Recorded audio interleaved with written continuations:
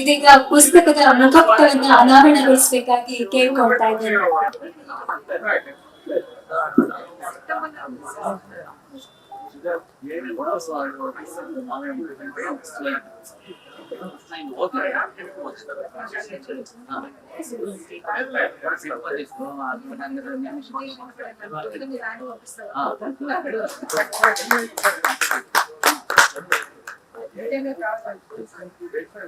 ಅನಾವರಣಗೊಳಿಸಿದ್ದಕ್ಕಾಗಿ ಧನ್ಯವಾದಗಳು. ಇದೀಗ ವೇದಿಕೆ ಸಂವಾದಕ್ಕಾಗಿ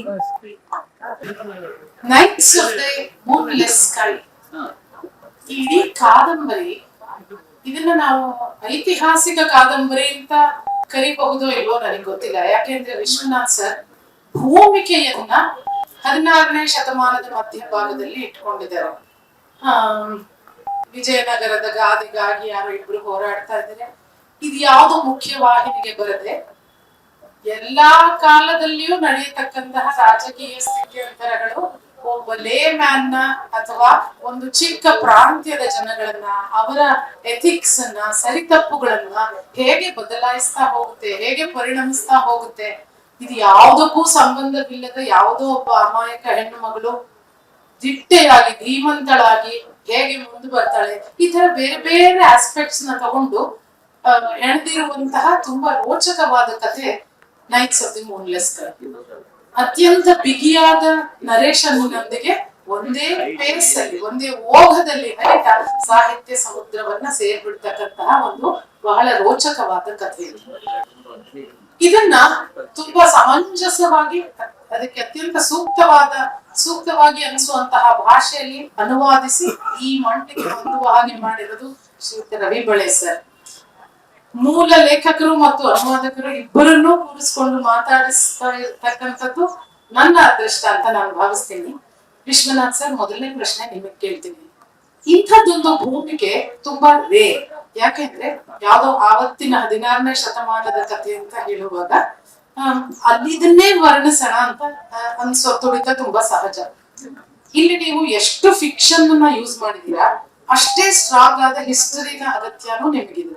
ಇಂಥದ್ದೊಂದು ಸಂಕೀರ್ಣವಾದ ಪ್ಲಾಟ್ ನಿಮ್ಮ ತಲೆಗೆ ಹೇಗೆ ಬಂತು, ಹೇಗೆ ಹುಟ್ಟಿತು, ಅದಕ್ಕಾಗಿ ನೀವು ಮಾಡಿದ ರಿಸರ್ಚ್ ಏನು, ತಗೊಂಡ ಸಮಯ ಏನು, ಅದ್ರ ಬಗ್ಗೆ ಸ್ವಲ್ಪ ಡೀಟೇಲ್ಸ್.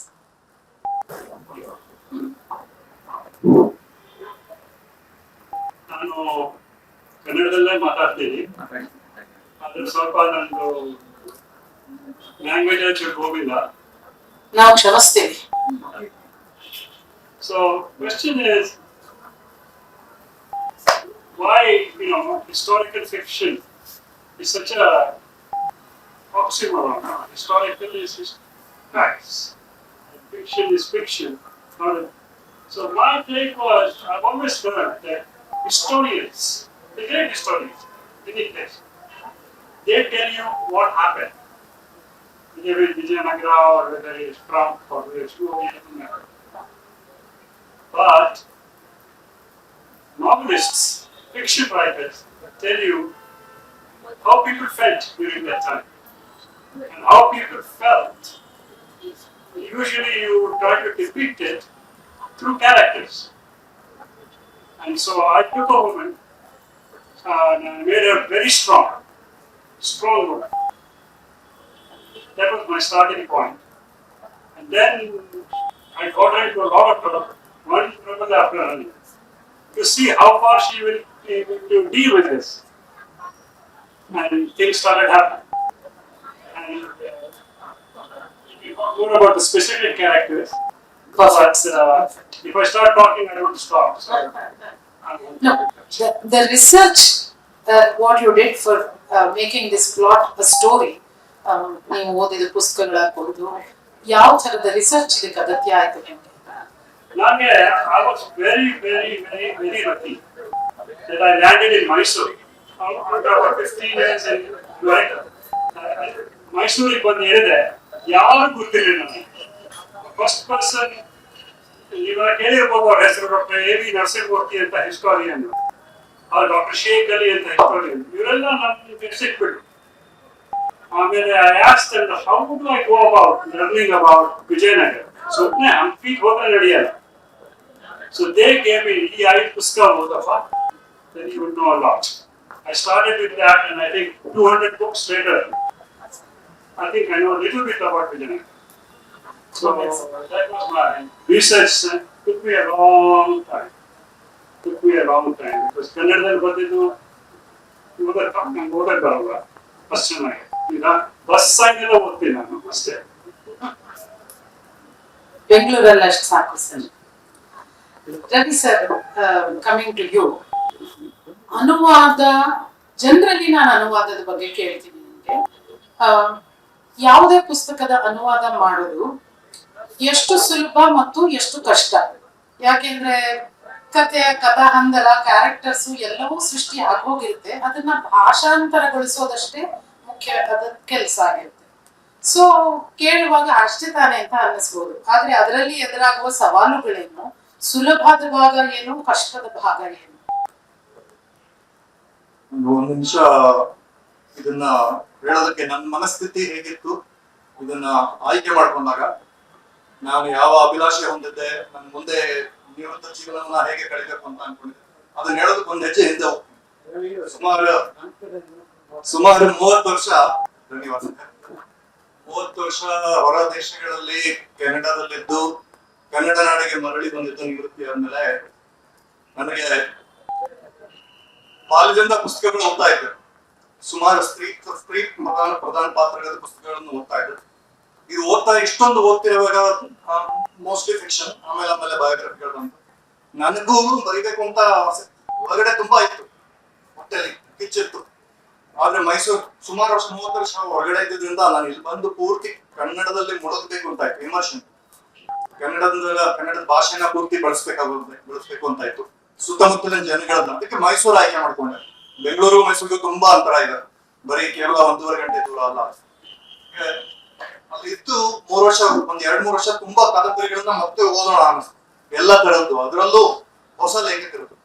ಇದೆಲ್ಲ ಓದ್ತಾ ಹಲವು ಪ್ರಕಾರಗಳ ಭಾಷೆಗಳ, ಪೌರಾಣಿಕ, ಐತಿಹಾಸಿಕ, ಆಮೇಲೆ ಕಂಟೆಂಪರರಿ ಸಮಕಾಲೀನ ಕಾದಂಬರಿಗಳನ್ನು ಓದುದು, ಹೊಸಬರದ್ದು ಎಲ್ಲಾನು ಓದಿ ಒಂದ್ ಸ್ವಲ್ಪ ಮಟ್ಟಕ್ಕೆ ಬಂದಿದ್ದೆ.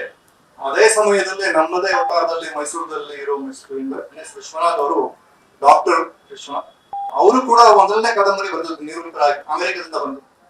ನಾವಿಬ್ರು ಸಿಕ್ಕಿದ್ವಿ, ಜೊತೆಲಿ ಮೊದಲು ನನಗೆ ಪಾಡ್ಕಾಸ್ಟ್ ಮಾಡೋದಕ್ಕೆ ಒಂದು ಅವಕಾಶ ಕೊಟ್ಟಿದ್ರು. ಆಮೇಲೆ ಒಬ್ರಿಗೊಬ್ರಿಗೆ ಅರ್ಥವಾಯ್ತು. ಇಬ್ರು ಒಂದೇ ದಳದವರು, 2 ಎಲೆಗಳು ಅನ್ನೋತ. ಈ ವಿಶ್ವಾಸ ಮೂಡಿದ್ಮೇಲೆ ಅವ್ರ ಇಂಗ್ಲಿಷ್ ಕಾದಂಬರಿನ ನಾನು ಓದಿದ್ಮೇಲೆ ನೈಟ್ಸ್ ಆಫ್ ದ ಮೂನ್ಲೆಸ್ ಸ್ಕೈ ಅಂತ, ಅದು ಪದಶಃ ಭಾಷಾಂತರ ಆಗಿದೆ, ಭಾವಾನುವಾದವಾಗಿದೆ ಅಂತ ನನ್ನ ಭಾವನೆ ಇದರಲ್ಲಿ. ಅದನ್ನ ಮಾಡುವಾಗ ನನ್ಗನ್ನಿಸ್ತು, ಈಗ ದೀಪಾವಳಿ ಕೇಳಿದ ಪ್ರಶ್ನೆಗೆ ಸರಳನೋ ಕಷ್ಟನೋ, ನನ್ಗನ್ನಿಸ್ತು ನಾನೇ ಒಂದು ಕತೆ ಬರಿಬೇಕು ಅಂದ್ರೆ, ಸಣ್ಣ ಕಥೆಗಳಾಗ್ಲಿ ದೊಡ್ಡ ಕಾದಂಬರಿ ಆಗ್ಲಿ, ನಾನು ಇನ್ನು ಇಷ್ಟೊಂದು ಓದಿದ್ಬಿಟ್ರೆ, ಒಂದು 100 ಕಾದಂಬರಿ ಓದ್ಬಿಟ್ರೆ ಒಬ್ರು ಕಾದಂಬರಿ ಬರೆಯಕ್ಕಾಗತ್ತಾ? ಅದ್ ನನ್ ಬರಿಬೋದಾ? ನನ್ನ ವಸ್ತುಗಳಿದೆ, ಆದ್ರೆ ಅದು ಬರ್ತಾ ಇಲ್ಲ. ನಾನು ಇದನ್ನ ಯಾಕೆ ಸ್ಟೆಪ್ಪಿಂಗ್ ಸ್ಟೋನ್ ಮಾಡ್ಕೋಬಾರ್ದು? ಇದು ಇಂಗ್ಲಿಷ್ ಕಾದಂಬರಿ, ಬಟ್ ಕನ್ನಡ ನಾಡದ್ದು, ಬಂಗಾಳಿಯಲ್ಲೂ ರಿಲೀಸ್ ಆಗೋಗಿದೆ. ಕಲ್ಕತ್ತಾದಲ್ಲಿ ಬೆಳೆದಿರೋ ಕನ್ನಡಿಗನೇ ಬಂಗಾಳಿಲಿ ಇದೆ, ಇಂಗ್ಲಿಷ್ ಅಲ್ಲಿ ಇದೆ, ಕನ್ನಡದಲ್ಲಿ ಯಾಕೆ ಇರಬಾರ್ದು? ಆದ್ರೆ ಅದೇ ನನ್ಗೆ ಇದು ಸ್ಟೆಪ್ಪಿಂಗ್ ಸ್ಟೋನ್ ಯಾಕೆ ಆಗ್ಬಾರ್ದು? ತುಂಬಾ ಸುಲಭ ಆಗುತ್ತಲ್ಲ ನನ್ಗೆ ಅಂತ. ಸೊ ಇಂಗ್ಲಿಷ್ ನಿಂದ ಕನ್ನಡಕ್ಕೆ, ಕನ್ನಡ ನಾಡಿನ ಕತೆ ಆದ್ರೆ ತೀರಾ ಸುಲಭ. ಆಮೇಲೆ ಪ್ರದೇಶ ಒಂದು, ಇನ್ನೊಂದು ಕಾಲಘಟ್ಟ. ಈಗ ಹಳೆ ಕಾಲದ್ದು ರನ್ನನ ಕಥೆನ ಹೊಲಿಸ್ಬೇಕಂದ್ರೆ ಆ ಕಾಲಕ್ಕೂ ಹೋಗ್ಬೇಕು ನಾವು, ಪುರಾಣಕ್ಕೂ ಹೋಗ್ಬೇಕು, ಆಮೇಲೆ ನನ್ನ ಭಾಷೆ ಕೂಡ ಕೊಂಡಿರ್ಬೇಕು ನಾವು. ಆ ಟ್ರಾನ್ಸ್ಲೇಷನ್ ತುಂಬಾ ಕಷ್ಟ, ಕನ್ನಡದಿಂದ ಕನ್ನಡಕ್ಕೆ ಕಷ್ಟ ಆಗ, ಅದು ಕನ್ನಡ ನಾಡಿದ್ದೇ ಆಗಿರ್ಬೋದು, ತುಂಬಾ ಕಷ್ಟ.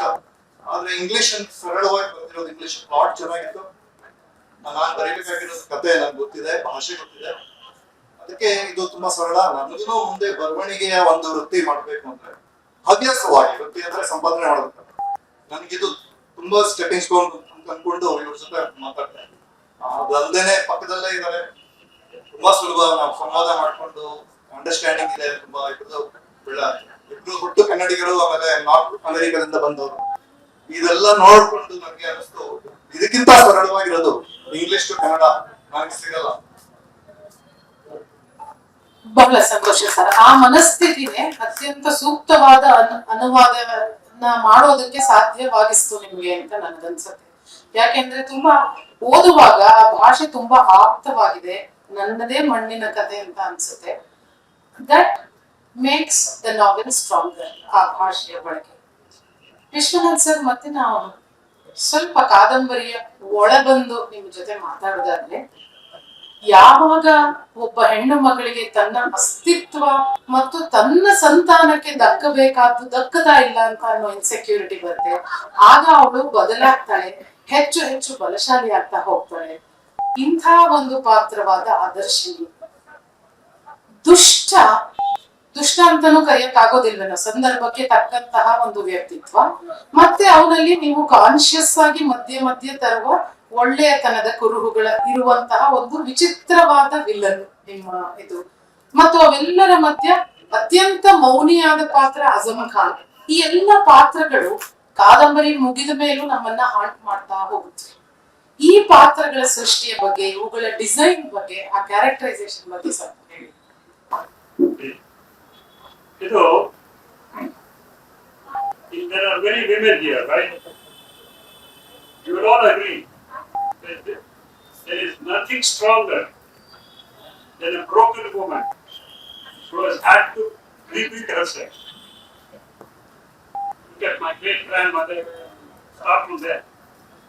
ಏನೇನೋ ಮಕ್ಕಳು but they rebuilt themselves, ಅದರಿಂದ ನಾವು ಅದೇ ತರ. So I took this character and put her in a lot of trouble. I put in a lot of trouble and let us see how much she can manage to survive. That's number one. On the villain side, without a good, strong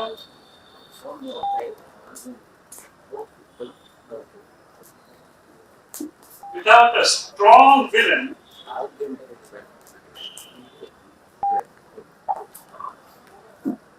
coming back, so strong woman protagonist is there, but without a strong villain, there is no story.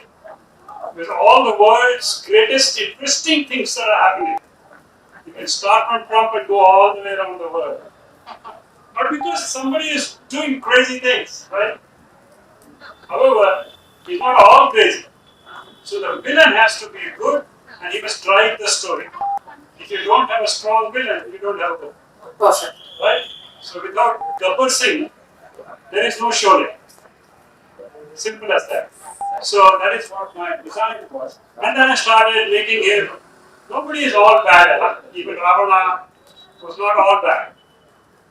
And then we can keep going on and on. So that was my point.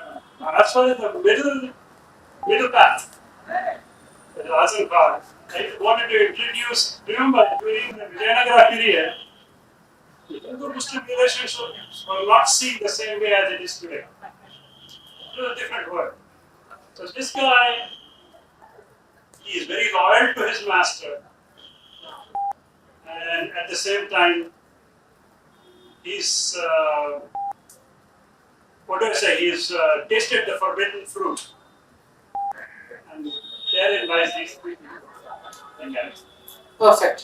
ಬಹುಶಃ ನಮ್ಮ serial ಜಗತ್ತಿಗೆ ಸ್ವಲ್ಪ ನಿಮ್ಮನ್ನ ಪರಿಚಯ ಮಾಡಿಸ್ಬೇಕು sir. ನಮಗ್ ಗೊತ್ತಿರೋದು ತುಂಬಾ ಒಳ್ಳೆಯವರು ಮತ್ತು ತುಂಬಾ ಕೆಟ್ಟವರು ಇಬ್ರೆ. ನಿಮ್ಮ ಕಾದಂಬರಿಯಲ್ಲಿ ಬರೋ ಎಲ್ಲಾ ಪಾತ್ರಗಳು ಗ್ರೇ ಶೇಡ್, ಅವರಲ್ಲಿ ಒಳ್ಳೆತನನೂ ಇದೆ, ಕೆಟ್ಟತನ ಇದೆ. ನಾವೆಲ್ಲರೂ ಬಹುಶಃ ಹಾಗೆ ಇರೋದು. ಅದೇ ಸರಿಯಾದ ವಿಧಾನ ಅಂತ ನನ್ಗನ್ಸುತ್ತೆ. ರವಿ ಸರ್, ಈ ನರೇಷನ್ ನಲ್ಲಿ ನೀವೇ ಹೇಳಿದ ಹಾಗೆ ಪಾತ್ರ, ಪ್ಲಾಟ್, ಎವ್ರಿಥಿಂಗ್ ವಾಸ್ ರೆಡಿ ನಾವೆಲ್ ಆಗಿ. ಆದ್ರೆ ನಿಮಗೆ ಆಟವಾಡೋದಕ್ಕೆ, ಎಂಜಾಯ್ ಮಾಡೋದಕ್ಕೆ ಸಿಕ್ಕಿದ್ದು ಭಾಷೆ. ಆ ಭಾಷೆಯಲ್ಲಿ ಇದನ್ನು ಓದಿದಾಗ ನರೇಷನ್ಗೆ ನೀವು ಮೈಸೂರು ಕನ್ನಡ ಬಳಸ್ಕೊಂಡಿದ್ದೀರಾ, ಅವರ ಮಾತುಗಳನ್ನ ಉತ್ತರ ಕನ್ನಡದ ಭಾಷೆನ ಬಳಸಿದ್ದೀರಾ. ಹೀಗೆ ಭಾಷೆಯಲ್ಲಿ ನೀವು ಬೇರೆ ಬೇರೆ ತರ ಆಟ ಆಡಿರೋದು ಕಾಣಿಸುತ್ತೆ ಓದುವಾಗ. ಸ್ಪೆಸಿಫಿಕಲಿ ಭಾಷೆಗೆ ನೀವು ಯಾವ ತರ ಕೊಡುಗೆ ಕೊಟ್ಟಿದ್ದೀರಾ ಈ ಅನುವಾದದ ಮೂಲಕ ಅಂತ ನಿಮ್ಗೆ ಅನ್ಸುತ್ತೆ? ಮೊದಲನೇ ಪ್ರಶ್ನೆಗೆ ಉತ್ತರ ಕೊಡುವಾಗ್ಲೇ ಹೇಳಿದಾಗೆ, ಇಂಗ್ಲಿಷ್ ನಿಂದ ಕನ್ನಡಕ್ಕೆ ನಮ್ಮ ನಾಡಿನ ಕಥೆಗೆ ಆಗಿದೆ, ಓದಿಸ್ಕೊಂಡು ಹೋಗುತ್ತೆ. ಪತ್ತೇದಾರಿನೂ ಇದೆ, ಸಾಮಾಜಿಕನೂ ಇದೆ, ಇತಿಹಾಸ ಹಿಂದಿನ ಸ್ವಲ್ಪ ತೆಳಗಿದೆ. ಇದು ತುಂಬಾ ಸುಲಭ ಆಗುತ್ತಲ್ಲ ನಮ್ಗೆ. ಮೊದಲನೇ ಸಲ ಬರ್ತಾ ಇರೋ ಕಾದಂಬರಿ ಪ್ರಕಟವಾಗ್ತಿರೋದು ಮೊದಲನೇದು ಆದ್ರೆ ಇಷ್ಟೊಂದು ಸುಲಭ ನಾನೇ ಮಾಡ್ಕೊಂಡ್ಬಿಟ್ರೆ ಏನು ಅಂತ ನಾನು ಚಾಲೆಂಜ್ ಮಾಡ್ಕೊಂಡೆ. ಅದಕ್ಕೆ ಇದು ವಿಜಯನಗರ ಅದ್ರ ಸುತ್ತಮುತ್ತ ಒಂದು ವಾರ ಎತ್ತಿನ ಬಂಡಿಲ್ ಹೋದ್ರೆ ವಿಜಯನಗರ ಸಿಗುತ್ತೆ, ದೂರದಲ್ಲಿ ಮರಾವಳಿ ಅನ್ನೋ ಗ್ರಾಮ. ಸೊ ಇಷ್ಟು ದೂರಕ್ಕೆ ಅಂದ್ರೆ ನಾನು ಒಂದು ಆಯ್ಕೆ ಮಾಡ್ಕೊಂಡೆ, ಈ ಮರಾವಳಿ ಅನ್ನೋದು ಉತ್ತರ ಕರ್ನಾಟಕ ಹಾಕ್ಬಿಡೋಣ. ಇವ್ರ ಜೊತೆ ಮಾತಾಡ್ತಾ ಇದ್ವಿ, ವಾರಕ್ಕೊಂದ್ಸಲ ನಾವು ಭೇಟಿ ಆಗ್ತಾ ಇದ್ವಿ, ವಾಕಿಂಗ್ ಹೋಗ್ತಾ ಇದ್ವಿ, ಗಾರ್ಡನ್ ಅಲ್ಲಿ ಕುತ್ಕೊಂಡು ಮಾತಾಡ್ತಾ ಇದ್ವಿ. ನಂದು ಚೌಕಟ್ಟು ಏನಿದೆ, ನಾನು ಕಲ್ಪನೆ ಏನಿದೆ, ಏನ್ ಮಾಡ್ಕೋಬಹುದು ಅಂತ. ಇವರಿಗೆ ಮೈಸೂರು ಕನ್ನಡನು ಅಷ್ಟು ಸುಲಭವಾಗಿ ಓದಕ್ ಬರೋದು, ನಿಧಾನಕ್ಕೆ ಹೋಗ್ತಾರೆ. ಇನ್ನು ಉತ್ತರ ಕನ್ನಡ ಹಾಕ್ಬಿಟ್ರೆ, ಕರ್ನಾಟಕ ಹಾಕ್ಬಿಟ್ರೆ ಇವ್ರು ಓದೋದೇ ಇಲ್ಲ, ನಾನೇನ್ ಬೇಕಾದ್ರೂ ಮಾಡ್ಕೋಬಹುದು. That's joking. ನಾವು ತುಂಬಾ ಆನೆಸ್ಟ್ ಆಗಿ ನನಗೆ ಎಷ್ಟು ಸ್ವತಂತ್ರ ಇದೆ ಆ ಸೃಜನಶೀಲತೆಗೆ, ಕ್ರಿಯೇಟಿವಿಟಿಗೆ. ಆಮೇಲೆ ಇವ್ರು ಹೇಳಿದ್ದು ಭಾಷೆ ವರ್ಡ್ ಟು ವರ್ಡ್ ಟ್ರಾನ್ಸ್ಲೇಷನ್ ಬೇಕು ನನಗೆ.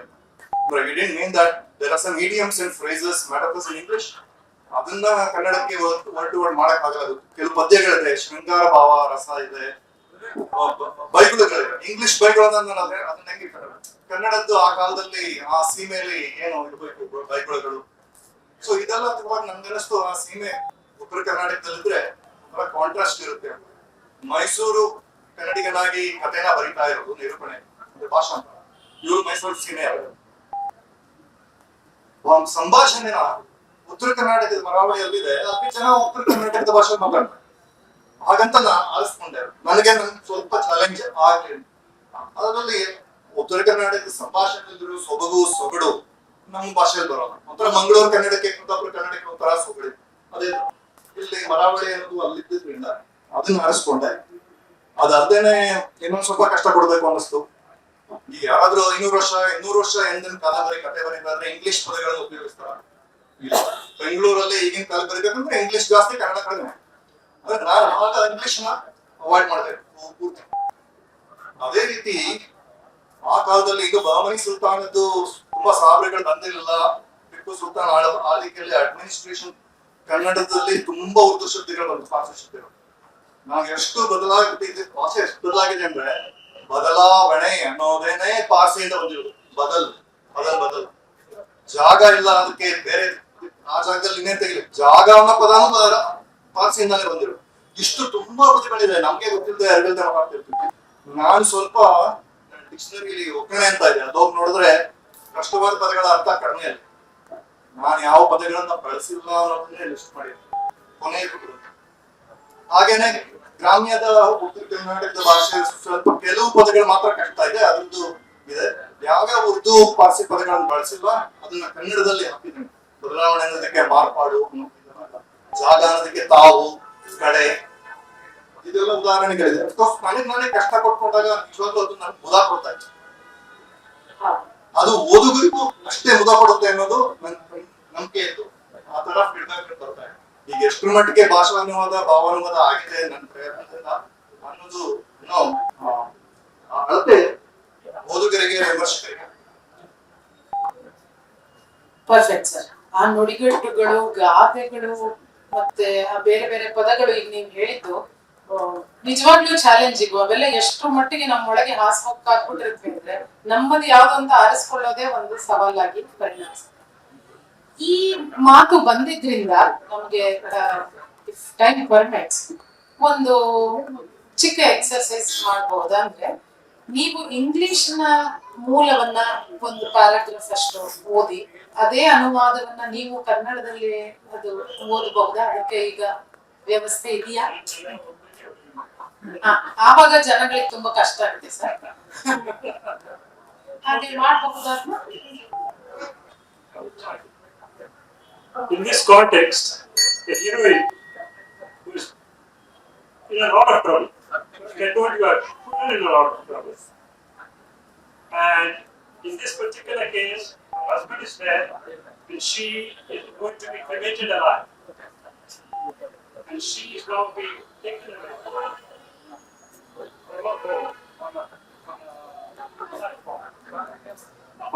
on a platform. And so here's where the thing goes like that. She remembers, I had come here as a bride and become a queen here, and now I'm going to the mission. And she remembers the days when her husband, or first Pandana, she's only 13 or 12 years old, And so she's looking at outside that balcony, and she's telling me, put on your glasses.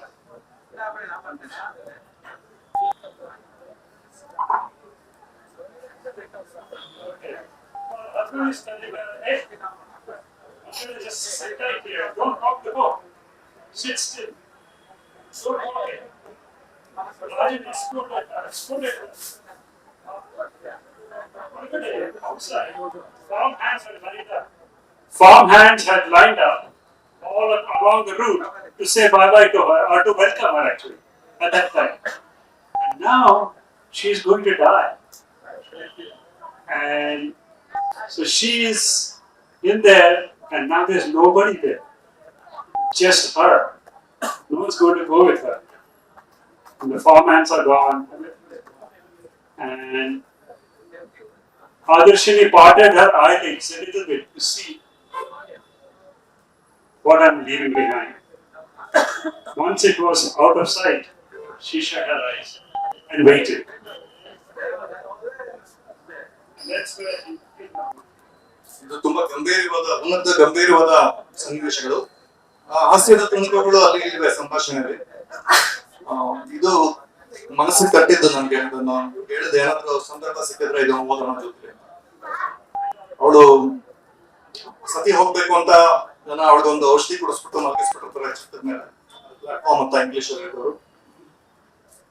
ಚಲಿಸುತ್ತಿದ್ದ ಚಟ್ಟದ ಓಲಾಟ, rocking. ಆದರ್ಶನಿಗೆ ತಾನು ವಿವಾಹವಾಗಿ ಅಲಂಕೃತವಾಗಿದ್ದ ಪಲ್ಲಕ್ಕಿಯಲ್ಲಿ ಕುಳಿತು ಸಡಗರದಿಂದ ಮಧುವನದ ಹೆಬ್ಬಾಗಿಲಿನಿಂದ ಆಗಮಿಸಿದ ಗಳಿಗೆಯ ನೆನಪು ತಂದಿತು. ತಾನು ಕುಪ್ಪಳಿಸುತ್ತಾ ಪಲ್ಲಕ್ಕಿಯ ಪರದೆಗಳನ್ನು ಪದೇ ಪದೇ ಸರಿಸಿ ಎರಡೂ ಕಡೆಗಳಲ್ಲಿ ಎಣುಕುವಾಗ ರಾಜಣ್ಣ ಗದ್ರಿದ್ದರು. ಅದಕ್ಕೆ ಪಾಪ 12 ವರ್ಷದ ಹುಡುಗಿ ಅದು. ಪಲ್ಲಕ್ಕಿಲಿಗೆ ಆ ಕಡೆ ಈ ಕಡೆ ನೋಡೋದು ಎಲ್ಲ ಇರ್ತದೆ. ಸುಂಕ ಕೂಡಲ್ಲ, ಪಕ್ಕಿ ಹೊಲಿಸ್ತೀಯಲ್ಲ. ಹೆಬ್ಬಾಗಿಲಿನಿಂದ ಸದನದ ತನಕ ಬರುವ ಹಾದಿಯಲ್ಲಿ ತಮ್ಮ ನವ ಒಡತಿಯ ಕ್ಷಣಿಕ ದರ್ಶನಕ್ಕಾಗಿ ತೋಟದ ಆಳುಗಳೆಲ್ಲ ಸಾಲಾಗಿ ಕೈಗಟ್ಟಿ ನಿಂತಿದ್ದುದು ಕಂಡಿತು. ಈಗ ಆದರ್ಶಿನಿ ತನ್ನ ಕಣ್ಣಿನ ರೆಪ್ಪೆಗಳನ್ನು ತುಸುವೆ ಅರಳಿಸಿ ನೋಡಿದಳು. ಮಧುವನವನ್ನು ನಿರ್ಗಮಿಸಿ ಬಿಕೋ ಎನ್ನುತ್ತಿದ್ದ ಹಾದಿಯಲ್ಲಿ ಸಾಗುತ್ತಿದ್ದ ತನ್ನನ್ನು ಹೊತ್ತಿದ್ದ ಬಿದುರಿನ ಚಿರಟ. Amazing sir, beautiful. ಎರಡೂ ಭಾಷೆ ಅದೆಷ್ಟು ಬಿಗಿಯಾಗಿ ಹೆಣೆದಿದ್ದೀರಾ ನೀವು ಎರಡನ್ನೂ, ಕನ್ನಡ ಆಗಲಿ I would add one thing to this. Please. See, story is story, that is the content. And words are words. Extremely difficult in a translation where the content, story, and the words come together in a most beautiful way. For that, my friend Ravi Parekh.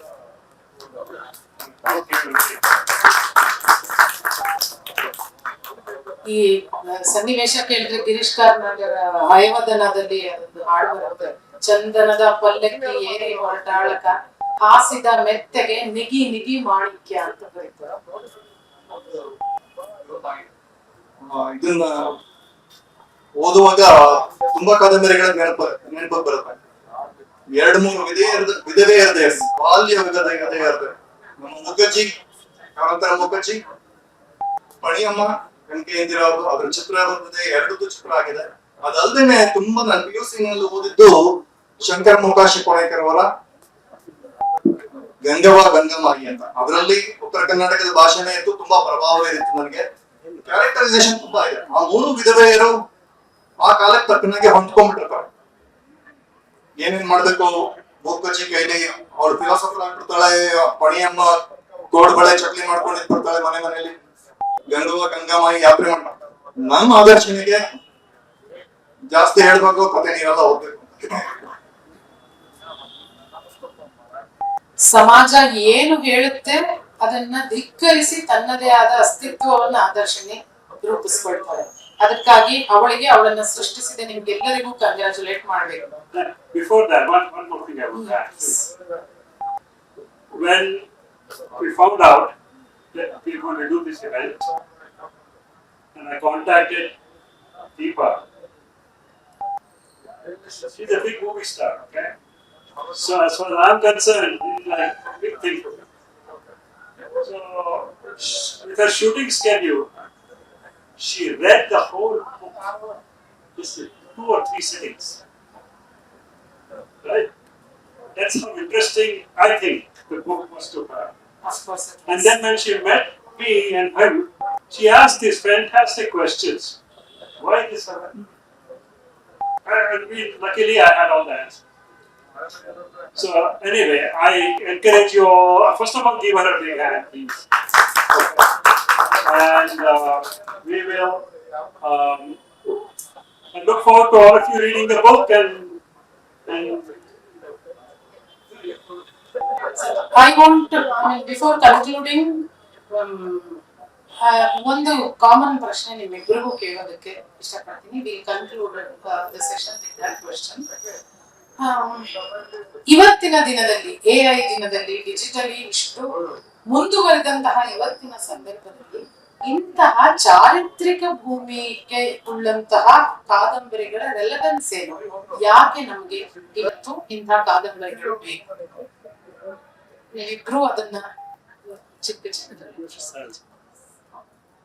you see, Ramayana, after Valmiki wrote it, and then on hundreds of people have written it, right? So when Kuvempu started writing his Ramayana, did anybody tell him what is the relevance? Okay, it is Kuvempu Ramayana, right? There's Kamal Ramayana, Tulsi Ramayana, etc., etc. One is a simple story, but then it is relevant. If it was not relevant, some stranger like this would not have, destiny would have not have brought us together. And here's an announcement. Hey, we are already here. We know how to start. But sorry. Anyway, ಇದೆ ಇನ್ನು ಹೇಳೋದು ವಿಷಯ. ಇದು ನನ್ನ ದೃಷ್ಟಿಯಿಂದ ಹೇಳ್ಬೇಕು ಅಂದ್ರೆ